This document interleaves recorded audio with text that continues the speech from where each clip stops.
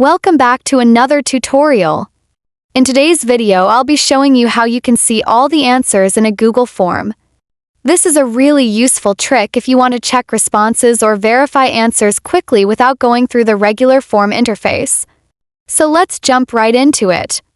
First, open your browser and then open any form that you want to work with. Once the form loads, pick any question from the form whose answer you'd like to check. Highlight that question and simply copy it. Now here comes the important step. Right-click anywhere on the form page and from the drop-down menu select View Page Source. This will open up the code behind the form in a new tab.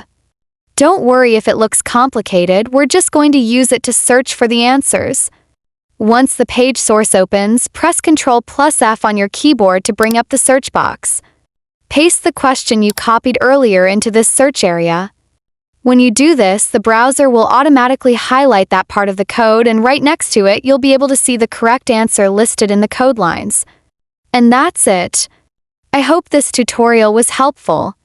If it did, don't forget to hit the like button, subscribe for more easy tech tips, and drop a comment if you have any questions.